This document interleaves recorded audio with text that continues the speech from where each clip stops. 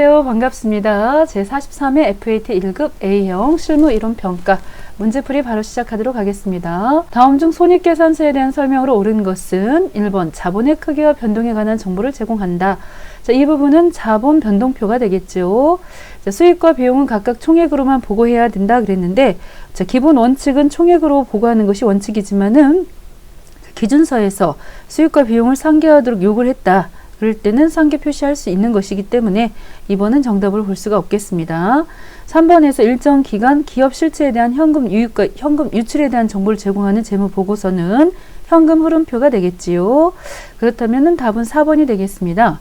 손익계산서는 경영성과, 그렇죠. 그래서 회계 기간의 경영성과를 이렇게 얘기를 해야 맞는 거죠. 1월 1일부터 12월 31일까지의 경영성과, 얼마를 벌었나를 볼 수 있는 표가 되겠고, 기업의 미래의 현금 흐름과 수익 창출 능력 등의 예측에 유용한 정보를 제공한다 라고 보셔야 되겠습니다. 4번이 되겠습니다. 4번. 자, 다음 중 회계 처리 시 대변의 재무상태표 계정 과목이 나타나는 거래가 아닌 것은 그랬어요. 자, 1번 한번 보도록 하겠습니다. 자, 1번 분계는 기말 결산 시 특허권에 대한 무형자산 상각비 10만 원을 계상하다 그랬기 때문에 이거는 분계를 해보시게 되면은 어떻게 분계가 됩니까? 자, 특허권은 대변 쪽으로 바로 직접 빼실 수 있는 거죠. 직접법으로 해서 특허권 10만 원 빼주시고 차변 쪽에 나가는 무형자산 상각비라고 입력을 하시면 되는 것이죠. 무형자산 상각비. 자, 고로 여기서 대변 쪽에 재무상태표 계정 과목이 나타난다 라고 볼 수가 있겠어요. 자, 2번은 외상으로 매입한 상품 500만원 보통예금 계좌에서 이체를 했습니다. 그렇다면 외상으로 매입한 거는 외상 매입금이 되겠고 대변 쪽에는 보통예금이 나가겠죠. 자, 이것도 이렇게 자산의 감수가 있었군요. 자, 3번. 자, 외상 매출금을 어음을 받았습니다. 그러면 어음을 받았기 때문에 차변에 받으러움이 되겠죠. 대변 쪽에는 외상 매출금이 되겠습니다. 외상 매출금. 자, 이것도 마찬가지로 재무상태표. 답이 4번인가요? 자, 구입 시 전액 비용 처리한 소모품에 대해서 기말 결산 시 미사용액 10만 원을 계상하다 그랬는데, 자, 이 부분은 조금 신경 좀 써보겠습니다. 자, 4번에 구입 시 전액 비용 처리했습니다. 그랬기 때문에 구입 시에는 차변에 자, 소모품 B라고 분계를 했다는 거죠. 이런 식으로 처리가 됐겠고, 결산 시에는 자, 반대편 대변 쪽에 소모품 B가 나가는 것이고요. 차변 쪽에는 소모품 이렇게 되는 것이기 때문에 자, 대변 쪽에 소모품 B라는 비용이 왔어요. 그래서 재무상태표 계정 과목이 아니기 때문에 답은 4번이 되겠습니다. 4번. 자, 확인 한번 해볼게요. 4번이다. 자, 다음 자료를 이용해 갖고 기말 재고 자산을 계산하면 얼마냐 그랬습니다. 자, 기말 상품 재고액을 계산하시려면은 매출원가라고 하는 게 등장이 되겠죠. 그래서 굉장히 복잡해 보이는데 매출에서 매출원가를 빼시게 되면 매출 총이익이 나온다는 거죠. 매출 총이익. 매출 총이익이 나오는데 지금 이 상황에서는 매출 지금 총이익이 다 알려줬네요. 자, 매출액이 60만 원이라고 알려줬어요. 여기 보시면 60만 원. 매출 총 이익은 15만 원이라고 알려줬기 때문에 15만 원. 자, 이렇게 알려줘서 결과적으로 얼마에서 얼마를 뺐더니, 즉 45만 원을 뺐네요. 45만 원을 뺐더니 매출원가를 그랬을 때 매출 총 이익이 15만 원이 나왔다. 자, 이렇게 보실 수가 있어요. 고로 매출원가를 우리가 구했기 때문에 이 매출원가 구해진 거 가지고 다음 공식, 매출원가 구하는 공식은 기초에다가 단기 매입을 더해서 기말을 빼시면 그 부분이 바로 매출 원가가 되지 않습니까? 그래서 매출 원가 15만 원이 이렇게 계산이 됐기 때문에 45만 원이 계산이 됐기 때문에 자, 기초가 얼마다? 기초가 20만 원이다 라고 했어요. 20만. 그렇게 하고 자, 이 과정에서 매입이 지금 40만 원 있고요. 매입이 40만 원 있고 또 여기 지금 보면 매입시 운반비 있지요. 이런 부분들은 운임은 더해 주셔야 되니까는 매입 운임 더해 주시고요. 2만 원 더해 주시고 나머지 빼는 애들 있어요. 매입 환출, 매입 애누리 이런 것들은 각각 빼셔야 되는 부분이기 때문에 결과적으로 또 2만 원을 또 빼셔야 되네요. 그러면 운임하고 퉁쳐도 되겠습니다. 자, 고로 지금 이런 상황에서 이 매출 환입은 상관이 없고요. 이 부분에서 아하, 자, 상관이 없는 게 아니고 있어요. 있어. 자, 어떤 문제가 되느냐면은 여기 지금 보시면은 총 매출액 60만 원에서 매출 환입 5만 원이 있었기 때문에 결과적으로 이 금액이 순매출액을 말하는 거예요. 순매출. 고로 여기 금액이 틀렸네요. 자, 60에서 5만 원 뺀 55만 원이 매출액이었고요. 고로 매출 총이익은 10만 원이 되겠고요. 여기가 10만 원 되겠고요. 잠깐요. 여기가 15만 원. 자, 여기 같은 경우는 이제 40만 원. 이렇게 되겠잖아요. 이렇게 매출 원가가 40만 원. 해서 이 부분이 40. 이렇게 된다는 것이죠. 고로 여기 지금 보시면 20에서 40 더해갖고 얼마를 뺐더니 매출 원가가 40이냐 그 얘기이기 때문에 기말은 20만 원이 정답이 되겠습니다. 답은 1번이 되겠습니다. 1번. 자, 맞는지 확인 한번 해보시겠습니다. 천천히 다시 한번 가볼게요. 자, 이 순매출액 부분이요. 여기 총 매출액이 60이어갖고 매출 환입 5만 원 요거 빼갖고서는 여기 순매출액이 55만 원이다. 매출 총이익은 15만 원이라고 알려줬기 때문에 매출 원가는 40만 원이다. 그리고 매출 원가 구하는 공식은 기초에다 매입 더해서 자, 기말을 빼는 건데 기초는 20이고 순수한 순매입은 총 매입에서 운임은 있으면 더해주고 매입 환출과 애누리는 빼주셔야 된다. 고로 20에서 40 더해갖고 얼마를 뺐더니 40이 나왔다. 그랬기 때문에 결과적으로 답은 1번이 되겠습니다. 자, 이렇게 조금 자, 중간중간 자, 빼먹긴 했지만은 1번이 정답이 되겠습니다. 자, 4번. 다음은 항공이 취득한 비품 관련 자료입니다. 비품의 장부 금액은 얼마냐라고 했습니다. 비품의 장부 금액은 처음 취득 금액에서 감가상각 누계액을 빼는 거거든요. 고로 여기 지금 보시면 2018년도 1월 1일 날짜 취득을 했어요. 잔존이 10만 원입니다. 그러므로 정액법 상각을 2018년도 1차 일단 상각을 한번 했겠죠. 1차 감가상각 해서 내용 연수 분해 취득원가 마이너스 잔존가액으로 해서 90만 원을 5로 나눠주시게 되면은 금액이 얼마씩 나옵니까? 자, 해서 18만 원씩 나오네요. 계산기를 좀 써봐야 되겠는데요. 계산기를 잠깐 이용해 보시면은 90만 원 나누기 5 해보시면은 18만 원씩 나왔어요. 그렇기 때문에 이 금액이 정액법 상각이다 보니까 자, 1차 뿐만 아니라 2018년도, 19년도, 20년도 해서 3번. 자, 3번 곱하기 3을 하셔야 되겠습니다. 54만 원이 나왔어요. 감가상각 누계액이 54만 원이 나왔다는 거죠. 그렇기 때문에 여기서 물어본 것은 장부 금액을 물어봤기 때문에 100만 원에서 54만 원을 빼주셔야 돼요. 그래서 54만 원을 딱하니 빼주셔가지고 나오는 금액이 바로 장부 금액이 되겠습니다. 54만 원을 딱 빼보시면요. 46만 원 나왔습니다. 답은 46만 원이 나와야 된다. 다시 한번요. 취득원가 100만 원에서 잔존가액 10만 원 빼갖고 90만 원을 5로 나눠서 1년에 18만 원씩 2018년도, 19년도, 20년도 3년 해서 54만 원이 감가상각 누계액이어서 취득가액에서 이렇게 감가상각 누계액 빼갖고 46만 원이다. 답은 3번이 되겠다는 내용이 되겠습니다. 자, 다음 중 유형자산의 취득 원가에 포함되는 것. 이렇게 원가에 포함되는 것은 취득시, 여기 벌써 답이 보여버려요.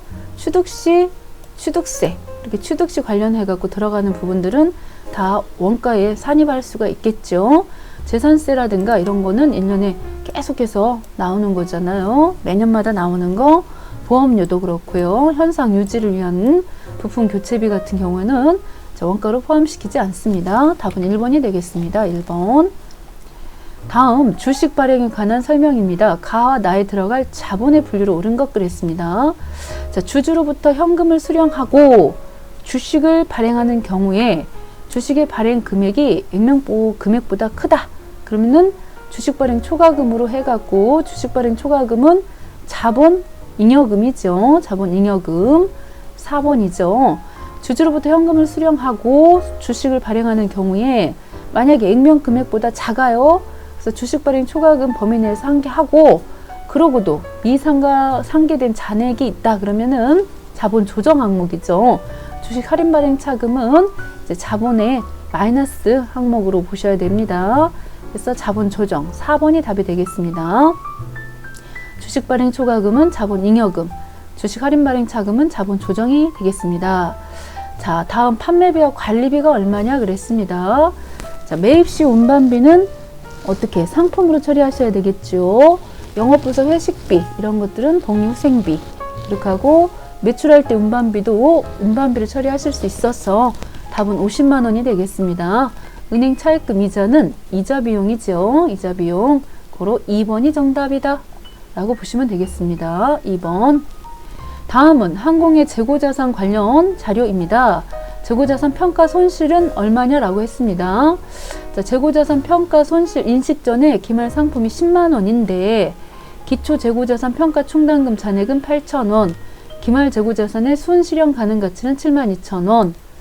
자, 처음 재고자산 평가 손실 인식하기 전에 기말 상품 재고액이 10만 원이었지 않습니까? 그런데 기말 재고자산 현재 순실현 가능 가치가 72,000원으로 평가가 됐어요. 고로 28,000원만큼이 평가 손실 금액이지요. 그런데 이때 충당금이 8,000원 있었기 때문에 결과적으로는 28,000원에서 8,000원 빼셔가지고 2만 원만 재고자산 평가 손실로 인식을 한다는 거예요. 다시 잘 생각을 해보세요. 자, 재고자산 평가 손실 인식하기 전에는 10만 원이었었는데 실제로 이 재고자산이 순실현 가능 가치가 72,000원 값밖에 안 돼요. 즉 28,000원이 재고자산 평가 손실이 발생했는데 충당금이 지금 8,000원이 있었어요. 그렇기 때문에 이럴 때 써먹을 거기 때문에 그거 빼갖고 2만 원이 되겠다. 그런 내용이 되겠습니다. 다음 자료에 의해서 2020년 기말 결산 분기로 옳은 것은 그랬습니다. 1월 1일 날짜에 복사용지 10만 원 현금을 구입하면서 전액 비용 처리했으므로 대변에 12월 31일 날 결산할 때 대변의 소모품 B, 차변의 소모품이 되겠지요. 자, 고로 소모품 사용액은 7만 원이다 그랬어요. 그러면은 10만 원에서 7만 원 뺀 아직 안 쓴 거 3만 원이 되겠습니다. 답은 1번이 되겠습니다. 1번. 다시 요 문제도 다시 생각해 보겠습니다. 자, 2020년도 1월 1일 날짜에 소모품 B로 전액 비용 처리를 했습니다. 그렇기 때문에 1월 1일 날짜에 차변의 소모품 B라고 분기를 했다는 거예요. 이렇게. 고로 대변 쪽 12월 31일자에 대변의 소모품 B를 빼주시고요. 차변에는 소모품 이렇게 쓴다는 거지요. 고로 소모품이라는 것은 아직 안 쓴 금액을 쓰셔야 되는데 10만 원에서 사용한 것이 지금 7만 원 사용을 했으므로 아직 사용하지 않은 것은 3만 원이다 라는 얘기가 되겠습니다. 답은 1번이 되겠다는 거죠. 1번. 항상 이 차변에 있던 소모품 B 반대편으로 빼셔야 된다는 거 기억을 꼭 해주셔야 돼요. 자, 이 부분이 자산이었으면 여기가 소모품이 될 것이고 결산 시에도 소모품으로 그리고 여기는 소모품 B가 될 것이고요. 그래서 일단 이게 구입 시 비용인지 자산인지 그 부분부터 확인을 하셔야 되겠습니다. 자, 10번 가보도록 하겠습니다. 10번. 다음은 외상매출금 계정입니다. 이를 통해서 알 수 있는 내용은 자, 일단 하나씩 볼까요? 기중 대손 발생액은 20만 원이다. 자, 외상매출금 계정인데 여기 지금 외상매출금 기초가 300이고 자, 기말이 780이고요. 자, 외상매출금 발생액이 700이 있었어요. 그런데 이제 그 중에서 200은 회수가 됐고 지금 못 받게 된 금액을 보니까 기준 대손 발생액은 20만 원. 지금 1번이 맞는 걸로 저는 보여지네요. 9만 원하고 11만 원 두 개 합쳐서 20만 원. 그런데 외상매출금 당기 회수액은 지금 보시면 200만큼 회수가 됐습니다. 여기 200이라고 보셔야 될 것 같은데요. 자, 이 부분은 200. 그렇게 하고 당기말 외상매출금 미회수 잔액은 지금 700 중에서 여기 지금 700 중에서 200을 회수를 했으니까요. 그렇게 하고 자, 지금 여기 금액 중에서는 여기서 이것도 틀렸죠. 미회수 금액도 자, 지금 외상매출금 계정 이 부분을 보셔야 되죠. 차기 2월. 자, 이 금액이 지금 미회수 금액이기 때문에 결과적으로 300이다 라고 말한 건 틀렸다 라고 보셔야 되겠고요. 정기말 외상매출금 대손 예상액은 11만 원이다 그랬는데 정기말 외상매출금의 대손 예상액은 9만 원이라고 하셨어야 되겠죠. 여기 지금 보시면 충당금으로 9만 원 밖에 없었다는 얘기는 결국 그 말이 정기분 외상매출금에 대한 대손 예상액을 9만 원으로 잡았었다. 이렇게 볼 수가 있겠습니다. 고로 여기서 맞는 것은 기준 대손 발생액은 두 개 9만 원하고 11만 원하고 합쳐갖고 20만 원이다. 이렇게 보실 수가 있겠고요. 그 중에 대손 발생 20 중에서 9만 원은 충당금이 있어가지고 충당금 써먹었고 나머지는 없어서 어쩔 수 없이 대손 상각비 처리했다. 자, 이렇게 보시면 되겠습니다. 자, 그 다음 문제가 되겠습니다. 다음 중 부가가치세, 납세 의무에 대해서 바르게 설명하고 있는 사람이 누구냐? 사업자 등록을 하지 않으면 부가가치세 납세 의무가 없어. 자, 그러진 않죠. 가산세를 물더라도 세금 내야 되는 것이고 국가나 지방자치단체도 부가가치세를 내야 되는 거죠. 납세 의무가 없어. 이것도 틀렸어요. 간이과세자는 납세 의무가 있지만 몇세 사업자는 납세 의무가 없어. 자, 사업 목적이 비영리인 경우에는 부가가치세 납세 의무가 없어. 지금 답을 제대로 말하는 사람은 준이네요. 준이. 간이과세자는 납세 의무가 있어요. 자, 부가가치세가 10%는 아니지만은 세금을 납부를 해야 되는데 면세 사업자는 세금 자체가 재화 자체가 면세잖아요. 그렇기 때문에 여기는 신고 의무만 있지 납세 의무는 없어요. 그리고 영리든 비영리든 부가가치세는 납부를 해야 되기 때문에 답은 준이가 지금 맞다고 보셔야 됩니다. 자, 부가가치세 납세 의무와 사업자 등록 여부는 무관하다. 법인세법과 달리 국가나 지방자치단체도 부가가치세법상 납세 의무가 있다. 사업자는 영리 목적에 관계없이 사업상 독립적으로 재화 또는 용역을 공급하는 자를 말한다. 자, 그 다음이 되겠습니다. 12번. 다음 중 부가가치세법상 과세 대상에 해당하는 것을 고르라 그랬어요. 자, 과세 대상은 담보 제공은 부가가치세법상 과세 대상이 아니죠. 담보로 제공된 거기 때문에 완전한 소유권이 넘어간 게 아니고 2번 기계장치의 매각.